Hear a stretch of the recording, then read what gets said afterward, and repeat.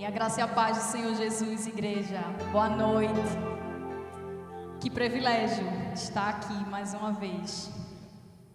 É um prazer gigantesco estar aqui nesse lugar. Não porque eu sou capaz, mas para cumprir aquilo que o Senhor me chamou para fazer. Amém.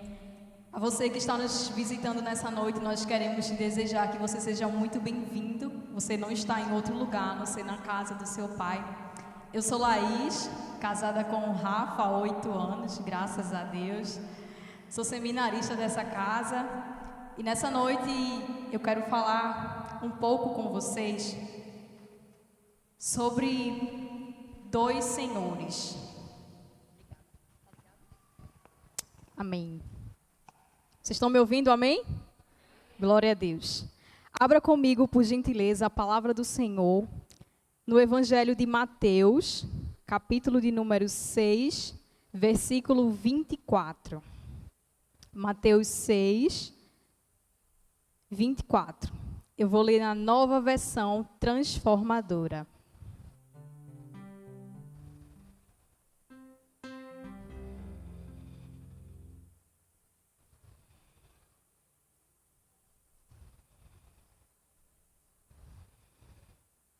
Mateus 6, 24. Amém? Que vai dizer: ninguém pode servir a 2 senhores, pois odiará um e amará outro. Será dedicado a um e desprezará o outro. Vocês não podem servir a Deus e ao dinheiro. Em algumas versões vai dizer o seguinte: você não pode servir a Deus e a Mamon. Quantos aqui tem essa versão falando sobre Mamon? Glória a Deus. Aqui eu quero bem rápido discorrer com vocês quem é Mamon.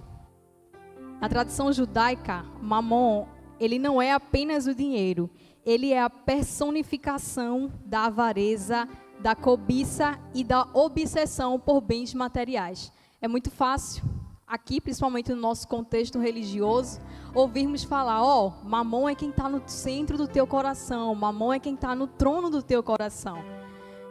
E também, por outra ótica, vai dizer que ele é um espírito que tenta os humanos a abandonarem a espiritualidade em troca de poder, riqueza e bens materiais.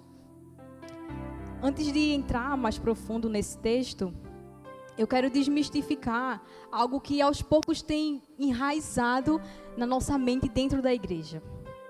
Muitas das vezes, por falarmos tanto de Mamon, acabamos passando uma visão de que crente não pode ter dinheiro. Quantos aqui já ouviram isso? Crente não pode ter dinheiro. Crente tem que pegar o dinheiro dele e dar todo na igreja, porque senão Mamon é quem está dentro do seu coração. Mas eu quero refrescar a memória de vocês sobre um rei muito conhecido. Quantos aqui lembram da história do rei Salomão? Salomão, ele foi um rei grandioso. Salomão, muito conhecido por poder pedir qualquer coisa ao Senhor, e ele pediu a Deus por sabedoria. Ele poderia sim ter pedido para que ninguém tivesse um reino maior do que o dele em riquezas e em poder, mas ele pediu sabedoria. Então, com essa história de Salomão, eu quero lembrar a vocês que Deus não tem problema nenhum se você tem riqueza, se você tem dinheiro. Aqui hoje nós vamos discorrer sobre o que o dinheiro ele precisa representar no seu coração. Muito fácil ouvir das pessoas lá fora dizer assim: Deus, ele quer o meu coração, do meu dinheiro cuido eu. E que teologia barata tem sido essa? Um Deus que quer apenas 1/3 de nós. Mas nessa noite o Senhor veio aqui para dizer-nos que Ele nos quer por inteiros. Amém? E por falar em entrega total, eu quero pedir que vocês abram comigo, por favor, mais um pouquinho lá na frente, no Evangelho de Marcos. É uma passagem bastante conhecida e que vai ajudar bastante para que nós possamos entender um pouco sobre esse contexto de servir a 2 senhores. Marcos capítulo 10, a partir do verso 17. Mais uma vez eu vou ler na Nova Versão Transformadora.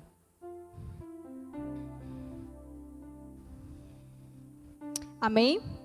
Vai dizer o seguinte: quando Jesus saía para Jerusalém, o homem veio correndo em sua direção. Ajoelhou-se diante dele e perguntou: Bom mestre, que devo fazer para herdar a vida eterna? Por que você me chama de bom? Perguntou Jesus. Apenas Deus é verdadeiramente bom. Você conhece os mandamentos: não mate, não cometa adultério, não roube, não dê falso testemunho, não engane a ninguém. Honre a seu pai e a sua mãe. O homem respondeu: Mestre, tenho obedecido a todos esses mandamentos desde a minha juventude. Com amor, Jesus olhou para o homem e disse: Ainda há uma coisa que você não fez. Vá, venda todos os seus bens e dê o dinheiro aos pobres. Então, você terá um tesouro no céu. Depois venha e siga-me. Ao ouvir isso, o homem ficou desapontado e foi embora triste, pois ele tinha muitos bens. Em algumas situações, talvez essa essa história, porque ela não foi uma parábola criada por Jesus, ela de fato aconteceu. Essa história, muitas das vezes, ela vai colocar com que nós pensamos que Jesus ele tenha sido injusto com aquele homem, mas ao passo que nós fomos descorrendo pela história, nós vamos ver aquilo que estava de fato no coração daquele homem. E para iniciar, eu quero pontuar essa narrativa com vocês. O verso 17 vai dizer que o homem, ele veio correndo na direção de Jesus e ele se ajoelhou. Ele reconheceu quem Jesus era. Ele sabia que ali não era mais um homem qualquer. Ele sabia que era o Mestre. Sabe, muitas das vezes eu e você, nós chegamos até aqui neste lugar, erguemos as nossas mãos, dizemos que Ele é o nosso Senhor, que Ele é o nosso Mestre. Uns até dizem que Ele é o seu pastor e que nada tem falta. Mas nessa noite eu quero te dizer que saber quem Ele é não torna Ele o teu Senhor. Assim como esse jovem aqui, ele sabia quem Jesus era. Ele foi com o coração dele decidido, como nós lemos aqui, a descobrir qual era o caminho que levava ele à vida eterna. Então, quando ele pergunta: Mestre, o que eu posso fazer para herdar a vida eterna? Ele estava numa posição de adoração, ele estava numa posição de entrega, ele estava numa posição de rendição. E muitas das vezes nós estamos nesse lugar de rendição, de adoração, mas com a nossa intenção de maneira errada, com a nossa intenção de buscar coisas as quais o Senhor tem para nós de maneira totalmente errada, querendo fazer com os nossos próprios méritos e esforços.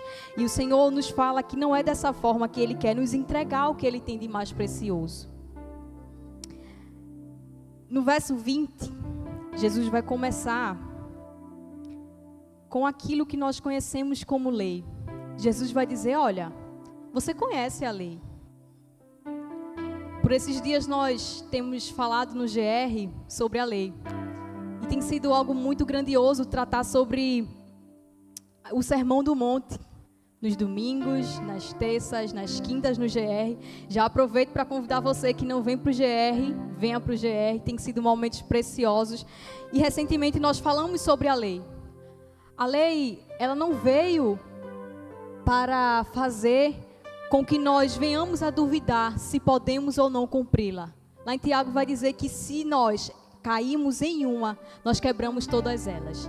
A lei, ela veio para mostrar que nós precisamos de um Salvador. Nenhum ser humano, a não ser o próprio Cristo, ele é capaz de cumprir toda a lei. Então a lei, ela vem para mostrar-nos que nós precisamos de um Salvador. Porque se fosse pela lei, meus irmãos, nós já estaríamos condenados ao inferno. E foi para isso que Jesus veio. E Jesus, ele veio para mostrar que é sim possível cumprir a lei e ainda cumpri-la de maneira completa, de maneira total. E aqui, Jesus, ele está dizendo àquele jovem: olha, você conhece a lei. Não mate, não cometa adultério, não roube, não dê falso testemunho, não engane a ninguém. Honre ao seu pai e à sua mãe. Mas naquela época em que Jesus estava ensinando isso àquele jovem, existiam líderes, mais conhecidos como fariseus, que eles tinham um papel de ensinar a lei. Eles tinham um papel de fazer com que a lei fosse cumprida. Mas havia um fato muito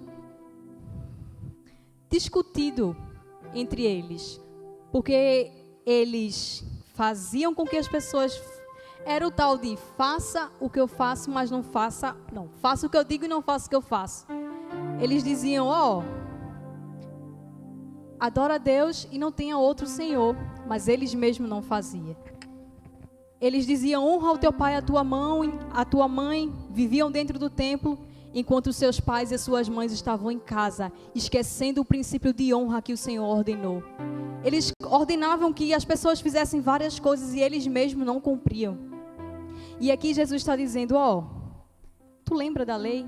E sai descorrendo tudo aquilo que ele já conhece. E aí ele vai dizer, mestre, eu tenho obedecido tudo isso desde a minha juventude.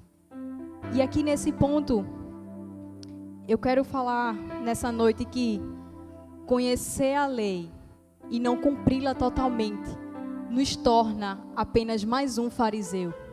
Porque se nós conhecemos a lei, mas o nosso coração não está naquilo que nós estamos fazendo, nós estamos nos assemelhando a cada um deles. Nós estamos colocando os nossos corações em algo ao qual nós não podemos cumprir.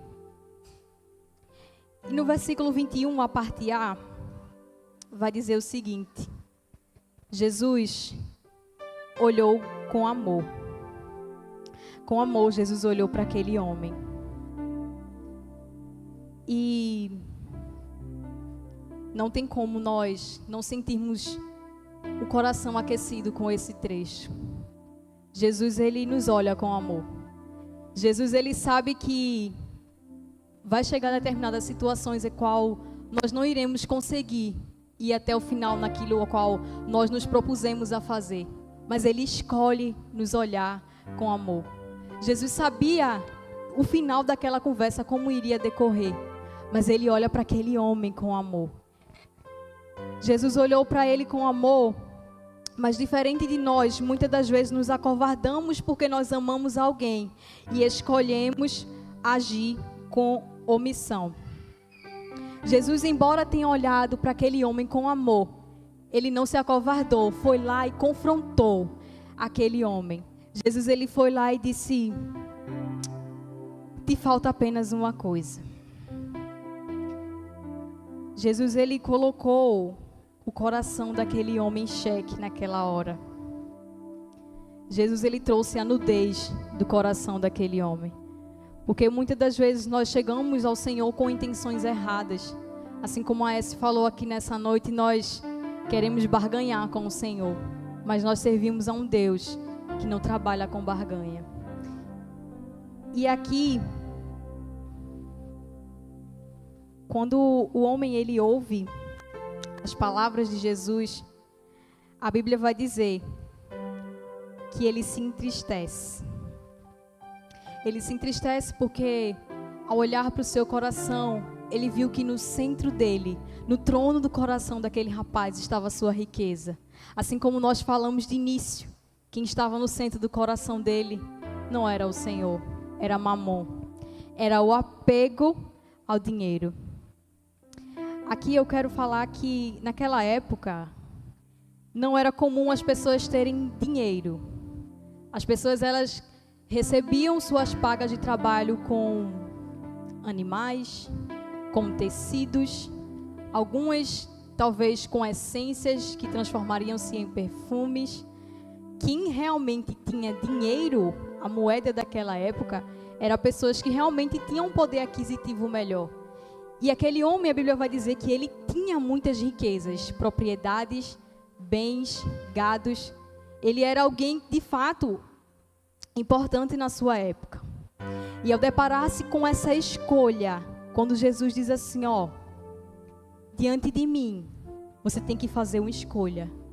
Ou a mim, ou as suas riquezas. Você tem que escolher entre mim e tudo aquilo que você se esforçou uma vida inteira para conquistar. Você tem que escolher entre entregar o seu coração a mim ou viver da maneira que você viveu até hoje. De maneira a enxergar a lei de forma diferente, de maneira a fazer com que a lei se cumpra ao seu favor, de maneira a fazer com que a lei se dobre a você.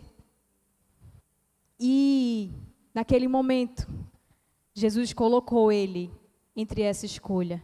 E quantas das vezes nós nos deparamos com essas escolhas que temos a fazer? Muitas das vezes o Senhor nos pergunta: e se isso acontecer, será que você escolhe a mim?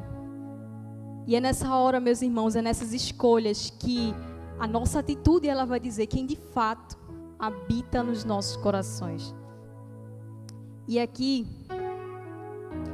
o rapaz ele percebeu que aquela riqueza dele, ela ocupava o lugar do Senhor no seu coração. Ela tomava o lugar que somente o Senhor poderia ocupar.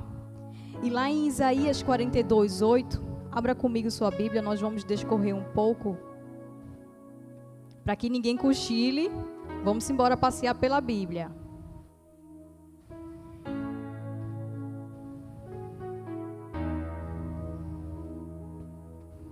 O Senhor ele estava instaurando no coração daquele jovem algo que o profeta já tinha dito há tantos anos atrás. Isaías 42:8 diz o seguinte: eu sou o Senhor, este é o meu nome, eu não darei a minha glória a ninguém, não repartirei meu louvor com ídolos esculpidos.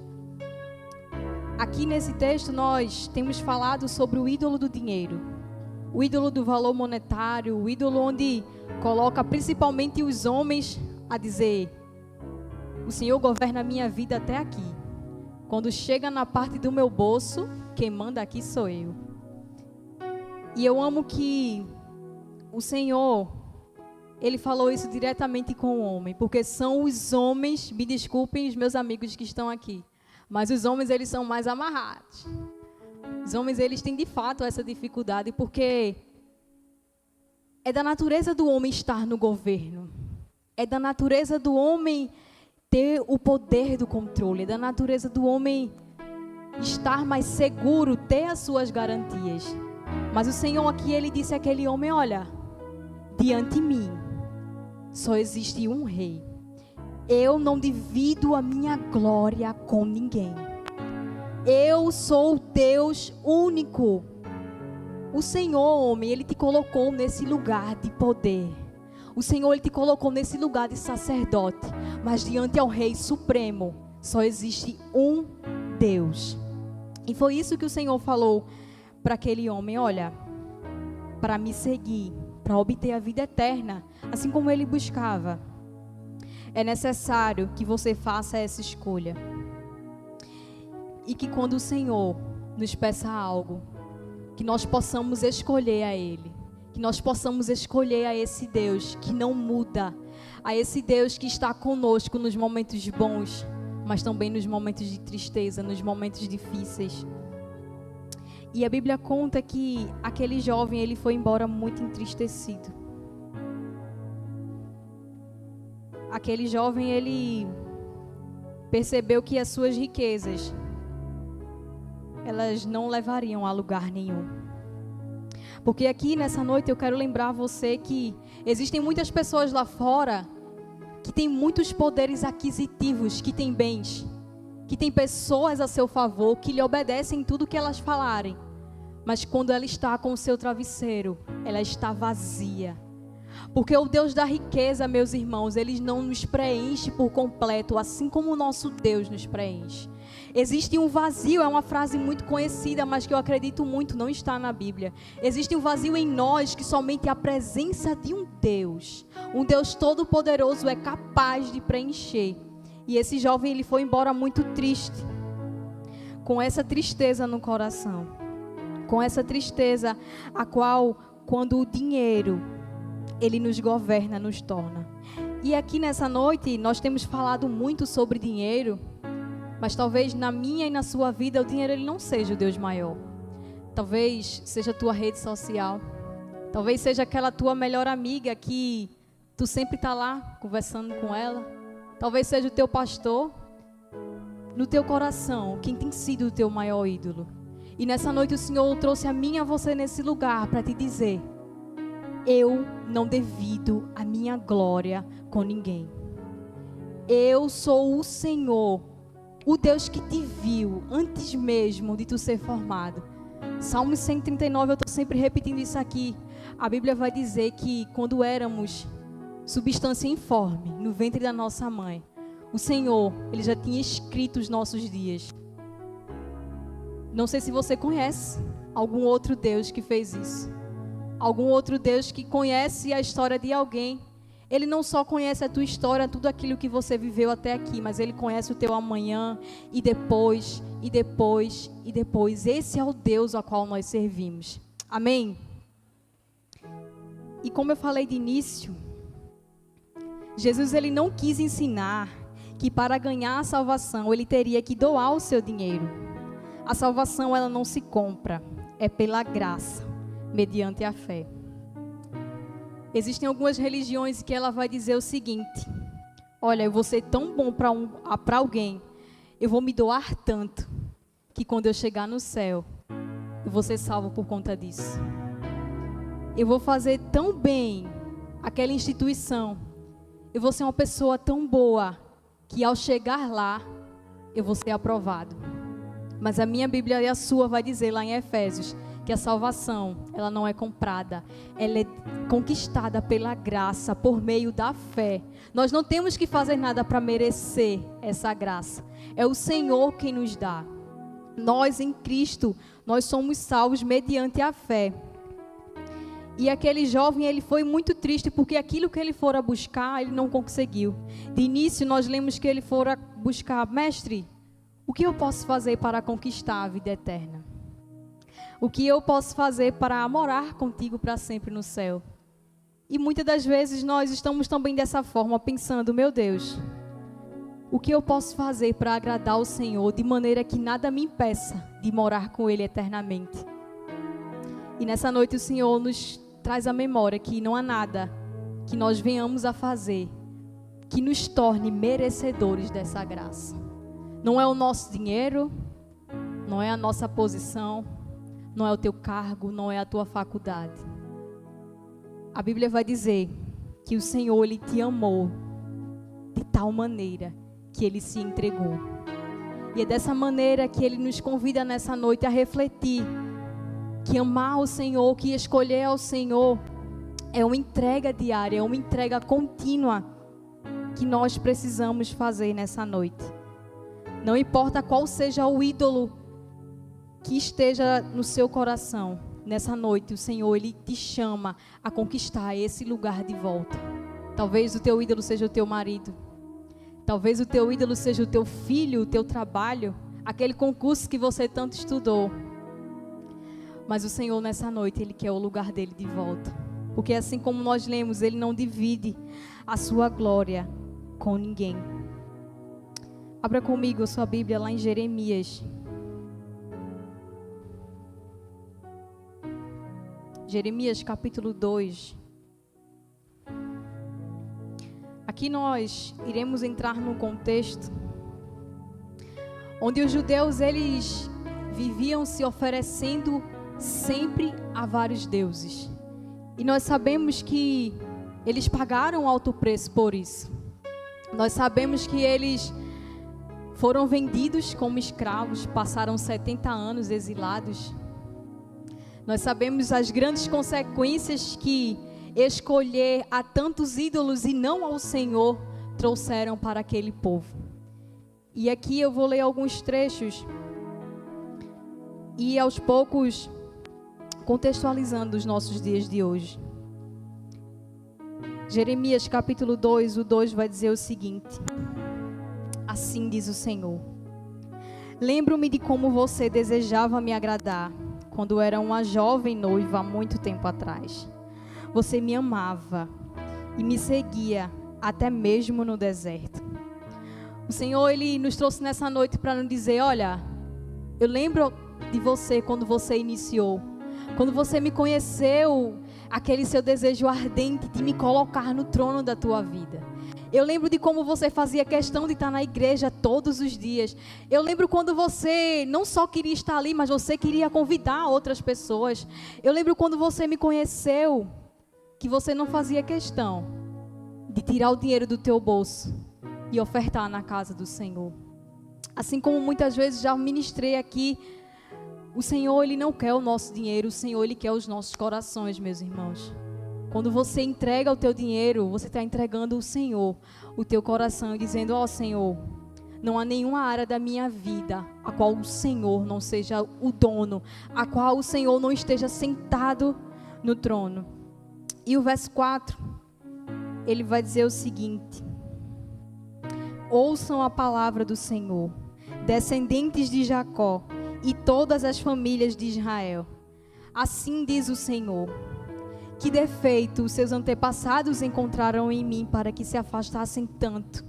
Foram atrás de ídolos inúteis e eles próprios se tornaram inúteis. Aqui, como eu falei, é um contexto dos judeus. E o Senhor, vez ou outra, estava lembrando, olha, lembra de quando eu tirei os teus pais lá dos egípcios? Lembra que fui eu quem abri aquele mar e os teus pais passaram a terra seca? Lembra que quando vocês estavam no deserto, o frio ele não acabava com a tua vida, nem de dia o sol também não, as tuas roupas elas não se desgastavam, as sandálias dos teus pés também não ficavam pequenas. Vocês já pararam para pensar nesse texto? O quão grande foi a provisão de Deus naquela época. E ainda assim, a Bíblia vai dizer que vez ou outra o povo estava se prostituindo, que vez ou outra o povo estava esquecendo desse Deus que propôs tanta provisão na vida deles. E aqui o Senhor vai dizer, olha, que defeito os seus antepassados encontraram em mim? Que defeito eles viram em mim de maneira que vocês pudessem me abandonar dessa forma? De maneira que vocês buscassem um Deus melhor do que eu? Que defeito? Nessa noite o Senhor está nos perguntando, que defeito vocês encontraram em mim para colocar esse Deus que vocês têm colocado em meu lugar?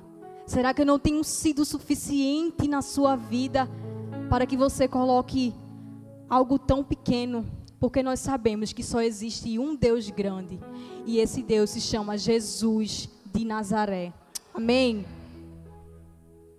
O verso 8 vai dizer o seguinte: os sacerdotes não perguntaram, onde está o Senhor? Os que ensinavam a minha lei não me deram atenção. Os governantes se voltaram contra mim. Os profetas falaram em meu nome em nome de Baal e foram atrás de ídolos inúteis. Os sacerdotes, eles tinham esse papel de falar sobre o Senhor. Os sacerdotes, eles tinham esse papel de levar os sacrifícios do povo a Deus. E aqui Jesus está perguntando, olha, será que quem foi designado para cumprir não cumpriu? Deus aqui ele estava buscando alguma forma de tentar justificar o motivo pelo qual eles tinham abandonado o seu Deus. Será que os sacerdotes, eles não fizeram aquilo que eles tinham que fazer? Os profetas que o Senhor tinha designado, eles não profetizavam mais em nome do Senhor, mas sim a Baal, ao Deus que o próprio povo tinha escolhido adorar, abandonando assim o Senhor. O verso 11 vai dizer o seguinte: alguma vez uma nação trocou os seus deuses por outros, mesmo que não sejam os deuses de verdade. O meu povo, no entanto, trocou o seu Deus glorioso por ídolos inúteis. Eu nunca vi, meus irmãos, alguém em situação de vulnerabilidade, alguém em situação de enfermidade, olhar para o seu bolso e dizer: meu bolso, me ajude. Quando nós estamos em situações difíceis, é ao Deus do céu a quem nós recorremos. É o Deus do céu em que nós nos lembramos, se a gente passa por uma situação em que algo nos choca, nós dizemos, meu Deus. Se a gente está feliz também, a gente diz, meu Deus. A gente não se lembra dos nossos deuses inúteis, os quais nós temos escolhido todos os dias. Nas mínimas coisas, seja no levantar e não agradecer ao Senhor por mais um dia, ou simplesmente ir dormir e nem se lembrar das proteções e dos livramentos o qual Ele nos deu. Nós estamos o tempo todo escolhendo os nossos deuses inúteis, mas ainda assim, quando as coisas apertam, é dele que nós lembramos, porque existe algo em nós que sempre vai estar dependente do Senhor, porque no fundo, nós sabemos que Ele é o Deus ao qual nós precisamos, Ele é o Deus da nossa salvação, mas nós só queremos afagar os nossos egos, porque seguir a Cristo é duro demais, porque para seguir a Cristo e viver em santidade, eu tenho que renunciar àquele meu pecado oculto, porque para viver a Cristo, eu preciso fazer escolhas as quais vão me tirar do meu ciclo de amizade, escolhas as quais talvez eu perca o meu emprego, escolhas as quais talvez eu já não seja tão querido como eu tenho sido. Mas o Senhor nessa noite, Ele quer tomar novamente o trono do teu coração. E aqui, de início, no verso 11, ele vai dizer, alguma vez uma nação trocou os seus deuses por outro, mesmo que não sejam deuses de verdade. Esses dias eu estava vendo um vídeo a qual falava sobre os deuses da Índia. A Índia ela tem mais de 14 mil deuses. E no vídeo o rapaz falava sobre o deus rato, que eles adoram, dentre tantos outros deuses. E aí nesse vídeo ele fazia um comparativo sobre aquilo que você adora, você se torna. A Índia, ela é muito conhecida por seus lixões. A Índia, ela é muito conhecida por a devassidão. A Índia, ela não é um lugar que você vai viver de forma luxuosa. Tem sim, a gente sabe que tem a área luxuosa, mas em sua maioria, a Índia é um lugar bem deplorável. Porque é um lugar onde os ratos, eles são deuses. E se você matar um rato daquele, você é condenado a entregar uma placa de prata legítima, esculpida, para que aquele rato, ele seja erguido.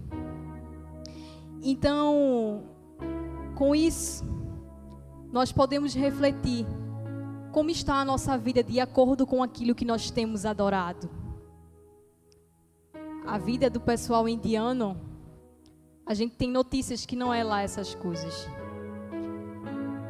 E quanto mais nós contemplamos ao nosso Deus, mais nos tornamos parecidas com Ele. Quanto mais nós vivemos aquilo que Deus tem para nós, mais próximos nós estamos dEle.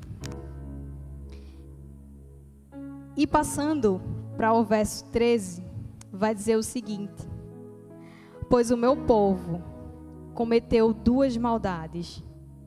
Abandonaram a mim, a fonte de água viva, e cavaram para si cisternas rachadas que não podem reter a água.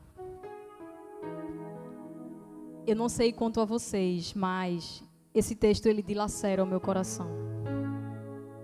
Esse texto ele me faz refletir de fato o amor do Senhor por mim e aquilo que eu tenho entregado a Ele.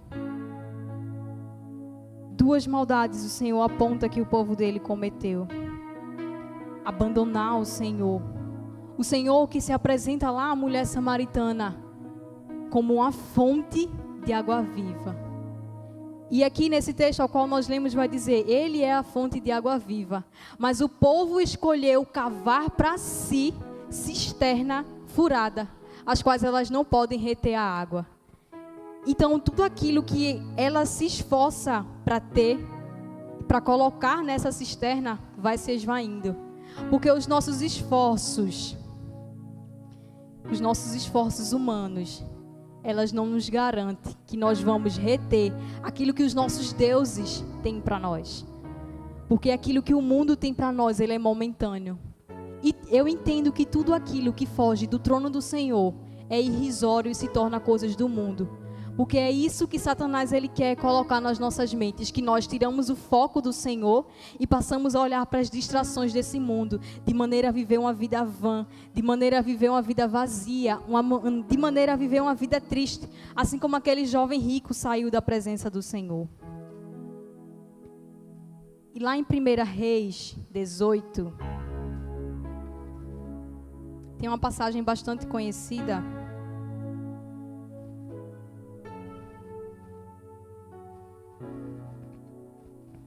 Aqui nesse contexto, 1 Reis 18, verso 21, Elias, impossível falar, né, de vários deuses sem mencionar Elias.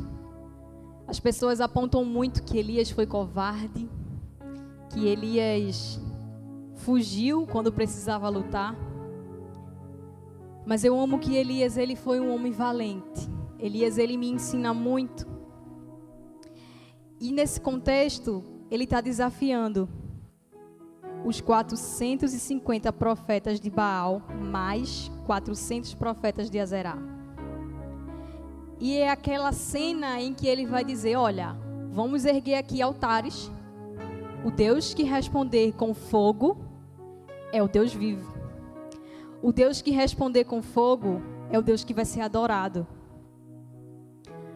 Mas eu não vou entrar nesse contexto. Eu quero chamar a atenção de vocês para esse versículo de 21, que diz assim: Elias se colocou diante do povo e disse: até quando ficarão oscilando de um lado para o outro?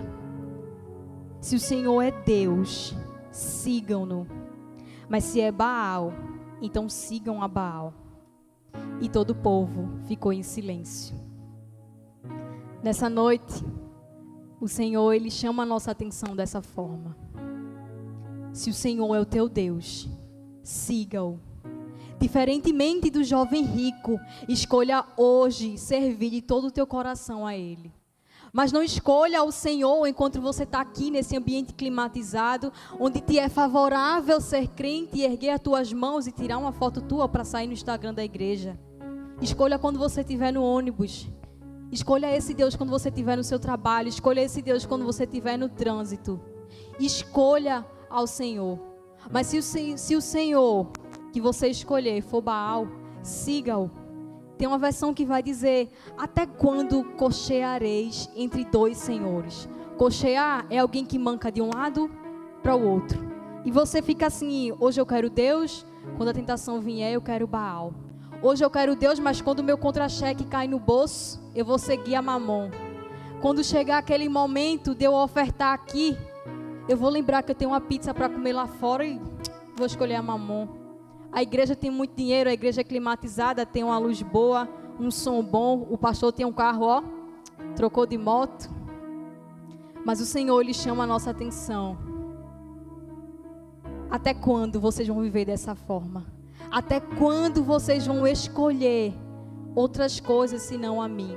Porque como nós lemos lá atrás, o Senhor, Ele não divide a glória dEle com ninguém. Para finalizar, nós voltamos àquele texto inicial, a qual tem sido o nosso tema, Mateus 6, 24. Porque se nós entendemos que para nós escolhermos o nosso Deus, nós vamos agradar a um e aborrecer a outro. E todas as vezes, meus irmãos, que você escolhe agradar a qualquer outro Deus, senão ao Senhor, o teu Deus, o teu Criador, o único digno e merecedor da tua vida, da tua devoção, da tua escolha, Ele se entristece. Eu não sei se você sabe, mas o Senhor, Ele tem sentimentos. O Espírito Santo, o Deus em nós, Ele muito se entristece quando Ele é preterido por mim e por você. Ou você agrada a Deus, ou você agrada ao mundo. Por fim, lá em Tiago 4,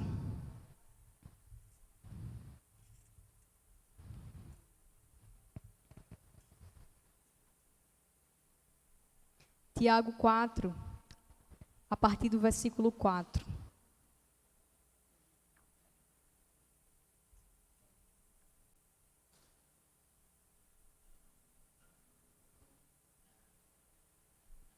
Vai dizer o seguinte: adúlteros, não percebem que a amizade com o mundo os torna inimigos de Deus? Repito, se desejam ser amigos do mundo, tornam-se inimigos de Deus. O que vocês acham que as Escrituras querem dizer quando afirma que o Espírito colocado por Deus em nós tem ciúmes? Contudo, generosamente nos concede graça. Como dizem as Escrituras, Deus se opõe aos orgulhosos, mas concede graça aos humildes. Eu amo que esse texto, ele nos lembra a essência do nosso Deus. Sabe, meus amigos, tudo que você tem de bom foi o Senhor quem colocou em você. Talvez nós tenhamos a cultura de achar que o ciúme, ele só pode ser daquela maneira doentia. Mas o ciúme de Deus é um ciúme de zelo, é um ciúme de amor, é um ciúme de cuidado, é um ciúme a qual nós lemos, ele não nos divide com ninguém. E aqui, como nós lemos, ele dá graça aos humildes. Nessa noite eu quero te convidar a se colocar de pés no seu lugar. E assim como eu fui confrontada com essa palavra e me perguntei: Senhor, sonda-me, Pai. Vê se há em mim, Senhor. Veja, Deus, quantos deuses há em mim. Porque muitas das vezes nós vivemos numa hipocrisia, que eu sou muito crente. Eu sou muito crente e no meu coração só habita o Senhor. Mas você sabe aquilo que o Senhor tem te cobrado no teu secreto. Você sabe aquilo que tem roubado a tua atenção do Senhor. E nessa noite, assim como nós lemos, o Senhor, Ele dá graça aos humildes. Aquele que escolhe se humilhar diante do Senhor. Assim como vai dizer aqui em Tiago: aproximem-se de Deus e Ele se aproximará de vocês. Lavem as mãos, pecadores. Purifiquem o coração, vocês que têm a mente dividida. Essa é uma noite de escolha. Talvez você tenha chegado aqui achando que ia receber uma palavra de prosperidade. Sinto muito, mas não foi hoje. O Senhor nos trouxe nessa noite para que nós possamos reavaliar os nossos corações, para que nós possamos alinhar a rota. Porque no céu, meus irmãos, nós só teremos a um Deus. Muitas das vezes, o céu ele é vendido de maneira totalmente errada. Eu quero convidar você nessa noite a olhar para o céu da maneira que a Bíblia retrata. As pessoas, elas ficam ludibriadas com o céu, porque vai ter muitas riquezas, porque lá eu vou ser rico.